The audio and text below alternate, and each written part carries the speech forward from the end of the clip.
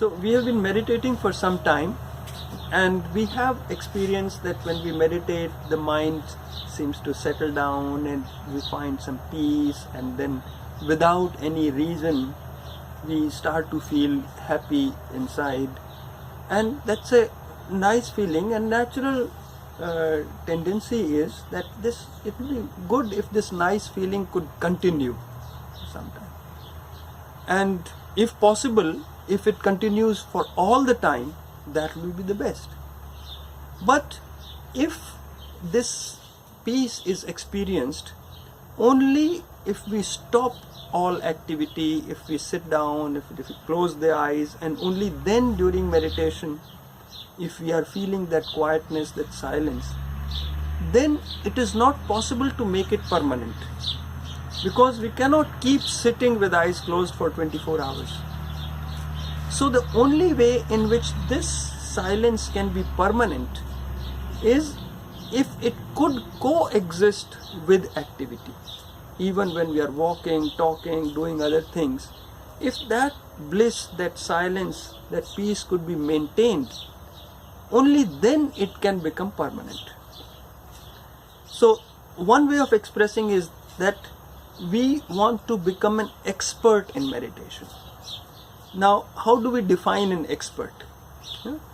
Like when a person is, let's say, learning to drive a car or ride a bicycle. So in the beginning, it needs all the attention in the driving. If someone starts talking to the person who is driving, then he may get disturbed and make a mistake. But once a person becomes an expert, then how the pedals are moving, how the steering is moving, that is so automatic that it does not require any attention from his side, and he can put all his attention in speaking and talking. So this analogy can be carried to meditation also. As long as we are not an expert meditator, we have to stop all other activity, we have to sit down, we have to close the eyes, and only then we feel that silence, that peace, that bliss. But once we become an expert, if it could be possible to become an expert, then a situation can come when that maintaining of that silence, of that peace, that bliss does not require any attention from our side. It's obviously present all the time, and we can do whatever we want. We can open the eyes, we can start walking, start talking, and that peace is maintained. Now, this will be a situation when the person is an expert meditator. So how do you make a non-expert into an expert? Again, using the analogy of person learning to drive, in the beginning you don't disturb him because he has yet to feel confident that he can drive at least. But after some time, then you can start disturbing him deliberately. Like once he has learned how to drive without any disturbance, then you sit next to him and start asking him some questions. In the beginning, very simple questions like what is 2 plus 2? Maybe he can easily answer that. Maybe he gets slightly disturbed, but then he can come back to driving and take it. And then you do it again and again. Some simple questions like what is your name and things like that, which he can easily answer. So in the beginning he would get slightly disturbed and then he comes back. But with practice, he will be able to answer these simple questions without getting disturbed at all. And then you can increase the complexity of the questions. And then more mental activity is needed in order to answer these questions, and then he again starts to get disturbed, and after some time he gets used to it, and then he is not even disturbed by these slightly more complicated questions also. So this is an example how we can make a non-expert into an expert. We slowly increase the level of disturbance and let him practice enough so that he is not disturbed at all with that level of disturbance, and then increase. So that is what we do in meditation also. For first 100 meditations or so, we allow the person to meditate and let him sit in a quiet place, close the eyes and get away from all disturbances and let him meditate. And once he has had enough experience of doing that, then we start something which is called Siddhis. Now Siddhis comes from the word in Sanskrit Siddha. Siddha means an expert. And Siddhi means expertise, the quality of an expert. So now we want to make a meditator into a Siddha meditator, that means an expert meditator.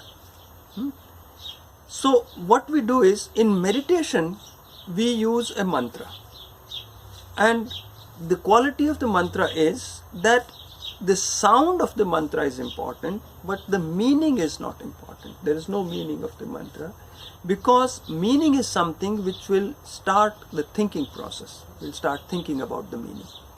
And we want the mind to become more rested, so we don't want to engage the mind. And the sound has another quality, that when we start a sound and leave it, automatically it becomes fainter and fainter. So when there is no meaning, mind has nothing to work on, and the sound is there which becomes fainter and fainter. So the effort required to think something loudly is more compared to effort required to think something faintly. So the effort starts to become less and less. In other words, we can say rest starts to become more and more. So this is a technique by which we get to a level of rest which is more than twice as deep as in the deepest part of sleep. So this is meditation. But once we have done it for a long time, then we use a sutra instead of a mantra. Now sutra is something which has opposite qualities to a mantra. In mantra, the sound is important, meaning is not important. In a sutra, it is the meaning that is important and sound is not important. So when there is a meaning and sound is not important, so you can use some words which are in the language of the person who is practicing it, in the mother tongue. So these are some simple ideas, some simple words which have a meaning. So after we meditate for about 20 minutes, then for 20 minutes we meditate with the mantra. So we come to that silence level, if not exactly transcendence, but somewhere close to that. And then we start using the sutras. So when we think of that word which has a meaning, the mind will naturally start thinking about the meaning. And thinking about the meaning is a mental activity. So the mind will come out of that silence a little bit. It will get disturbed. That flat surface of the mind, like a flat surface of a pond of water, get disturbed. Some waves get created. So when we think of the word, then it comes out of that silence, but then we let it go again. So let the mind transcend through the sutra now, instead of transcending through the mantra as in meditation. Now, this sutra is a word in our own language. It has a meaning and it has a sound. Now, sound is something which has a quantity. You can have a louder sound, you can have a softer sound, still softer sound. But meaning is something which doesn't have any quantity. It's just a quality. Like I can say flower, flower, flower. So the sound has different quantities, but the meaning still remains the same. So when this activity starts to settle down, when we allow it to settle down, what is happening is the sound value is becoming less and less. And since meaning has no quantity, the meaning still remains the same. We can imagine a last situation when the sound has become so less that ultimately it comes to zero. But since meaning was not decreasing all along, the meaning still remains the same. So one can think of a situation when the meaning is there without the sound. So what was disturbing the silence of transcendence? It was the sound value which was disturbing. So that disturbance is no longer there, and we can think of the meaning without shaking that peace, that silence of transcendental consciousness. Now this in the beginning seems very difficult to understand, because how can we have activity of thinking and silence at the same time? So we can use some analogies to explain that. Like when you have a flat surface of water in a pond, that is an analogy for transcendental level, when the mind is completely rested, the body is completely rested, but we are awake, we are not sleeping. So that is restful alertness. Now this pond of water can be, the situation can be changed in two ways. One is that wind starts blowing or someone starts shaking this water and waves are created. That is one way of changing the situation. But there is another way of changing the situation also, and that is that imagine this flat surface of the pond is there and a cloud comes in the sky. So when the cloud comes in the sky, instead of that blue sky being reflected on the water, now a white cloud is being reflected. So the appearance of that flat surface of water changes in some way. So there is a change. The situation has changed, but the surface of the water has not been disturbed. So this is as close an analogy that we can think of the situation when the transcendental consciousness, that peace, that silence of meditation is not disturbed, but still a meaning gets infused into it. Like that flat surface or the pure consciousness, the peace has acquired a color to it. It has not been shaken, it has not been disturbed, but it has acquired a color. Now that would be a way in which we can entertain a thought, quote unquote thought, I would say. Not the earlier kind of thought which would have shaken the water, but a faint feeling which is not shaking the peace of transcendence, but still it changes the appearance of the transcendence. And this happens only after we have got used to. In the beginning, of course, we take the sound in order to think that word. When we think of the word, the sound and the meaning both come. But with practice, when we allow this to settle down, we learn how to think, we can say, again, because this thinking is different from normal thinking, which has a disturbing effect. But we can have a situation when that meaning is also coming in our transcendental consciousness, and the transcendental consciousness is not getting disturbed. So that is a situation in which we have some activity, very faint mental activity, but in such a way that it is not disturbing the peace or that silence. And then we increase that level of activity, and we get used to doing that increased level of mental activity again without getting disturbed at all, maintaining that perfect peace and still having some way of entertaining some thought. And that keeps on increasing stage by stage. And in the beginning, these mental activities we get accustomed to, and in the final stage comes when the body also starts jumping up and down. This is the last stage of Siddhis, which is normally called yogic flying. And one realizes that it is possible that even when the body is doing hectic activity, the heartbeat increases, the breath increases, but in the mind, at the deepest level of the mind, the silence is still maintained. In fact, not only maintained, it becomes even deeper silence than in transcendental meditation. And this can be experimentally tested also. Like the silence that we feel in transcendental meditation, that has a physiological correlate.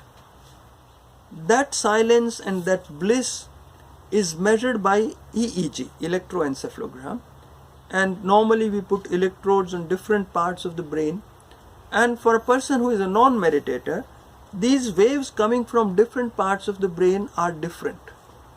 But while practicing meditation, if the same experiment is done, particularly this specific type of meditation, transcendental meditation or Vedic meditation also we call it, so if that practice of meditation is correct, then all the different kinds of waves coming from different parts of the brain become synchronous. They become coherent. The whole brain starts to function as one integrated unit. So this is an example of how the activity can be there in the brain, but that activity is so synchronized that we feel peace and silence. Now this activity of the coherence of the different waves from the brain is much more during yogic flying. When the body is hectically active, the mind is much more deeply peaceful than in meditation also. And the other effect of that is that now that we have learned that it is possible to be bodily active, it is possible to be mentally active and still maintain that peace and that silence and that bliss, then with practice we can start doing any other activity that we do in the world, and always we remain free from the effect of that activity. Normally what happens when we are active, our silence gets disturbed. But with that situation, we can be hectically active outside and that silence is not disturbed. So that means we become free from the effect of activity. That is why in spiritual circles there is a word liberation. Right now we are bound in the sense that if the world outside is chaotic, then it has its effect on us also. We also get disturbed. But when we become liberated from the effects of the world, whatever is being done outside by others, including by my own body and by my own mind, all that activity is not able to disturb my peace, disturb my silence. So that is liberation. This state is also called cosmic consciousness. So transcendental meditation is a technique specifically designed to take our awareness from waking state of consciousness to transcendental consciousness. And Siddhis is a technique specifically designed to take our awareness from transcendental consciousness to cosmic consciousness. That is the next level of consciousness. So there are 7 states of consciousness. We can, in some other video, we'll talk about that also. But non-meditators experience only 3 states of consciousness: waking, dreaming and sleeping.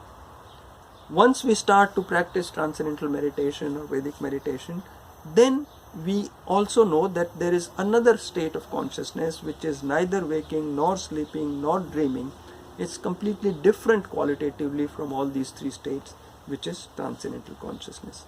So our experience increases from 3 states of consciousness to 4 states of consciousness.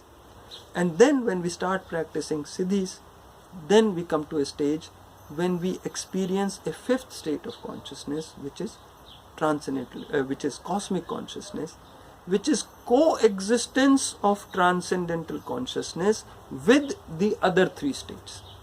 That means we are simultaneously experiencing 2 states of consciousness.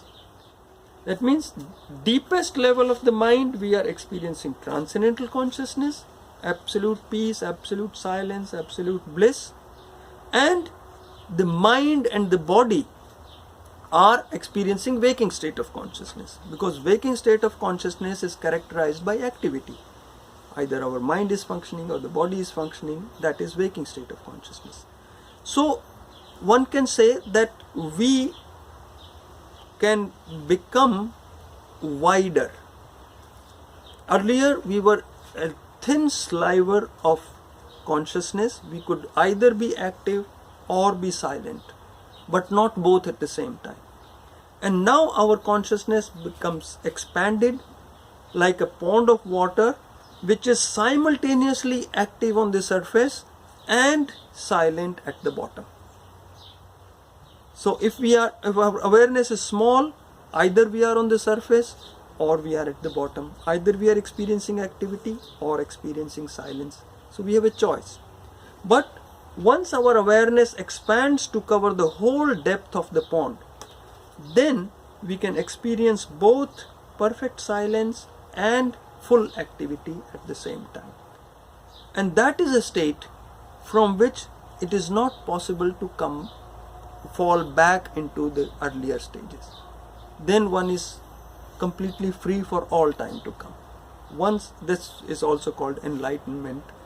That means from now on, no new stresses can be formed. One thing is that previous stresses are all removed. Only then we experience cosmic consciousness. But the other effect is that it makes us immune from further stresses. And once liberated, a person is liberated forever. One effect of that is that we become independent of the effect of activity outside. The other effect is that since we have become independent, we can undertake more hectic activity, take more responsibilities, be more active, because we are not afraid of that activity any longer being able to disturb my peace. So we can take bigger challenges, and we are able to affect the world much more, and the world is not able to affect us. So that is the technique of Siddhis.